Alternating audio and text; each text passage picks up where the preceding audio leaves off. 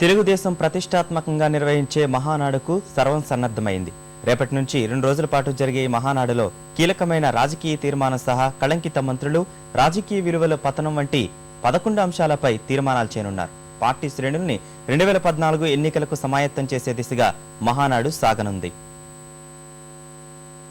సార్వత్రిక ఎన్నికలకు 10 నెలల ముందే జరిగే మహానాడు నుంచే పార్టీ శ్రేణులను సమరానికి సిద్ధం చేసేందుకు తెలుగుదేశం ప్రణాళికలు రచించింది. రేపు ఉదయం 10:30కు పార్టీ జెండా ఆవిష్కరణతో ప్రారంభమయ్యే మహానాడులో తొలి రోజు రాష్ట్ర పార్టీ అధ్యక్ష పదవికి ఎన్నికల ప్రకటనతో పాటు నామినేషన్ల స్వీకరణ వంటి వివిధ అంశాలపై చర్చిస్తారు. మొత్తం మహానాడులో చర్చ కోసం 11 ప్రాధాన్య అంశాల్ని పార్టీ ఎంపిక చేసింది.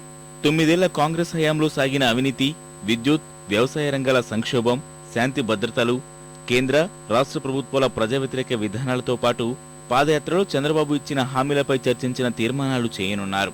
ఈ వేదిక నుంచే ప్రజలకు పార్టీ లక్ష్యాలు చేరేలా సందేశం ఇవ్వాలని నేతలు భావిస్తున్నారు. ఇప్పటికే ఏర్పాట్లు దాదాపుగా పూర్తవగా తుది మెరుగులు దిద్దుతున్నారు. ఒక పక్క రాష్ట్రంలో సమస్యలున్నాయి, ఒక అనిశ్చిత పరిస్థితి కొనసాగుతా ఉంది. ఇంకో పక్క అవినీతి విచ్చలవిడిగా పెరిగిపోయింది. రాష్ట్ర ప్రతిష్ట, తెలుగువారి ప్రతిష్ట పూర్తిగా మంటగలిచిపోయింది. ఇలాంటి పరిస్థితుల్లో రాబోయే రోజుల్లో తెలుగుదేశం పార్టీ ఒక హిస్టారికల్ రోల్ ప్లే చేయాల్సిన అవసరం ఉంది. మరోవైపు మహానాడుకు సన్నాహకంగా జిల్లాలో చివరి రోజు మినీ మహానాడులు ఉత్సాహంగా కొనసాగాయి.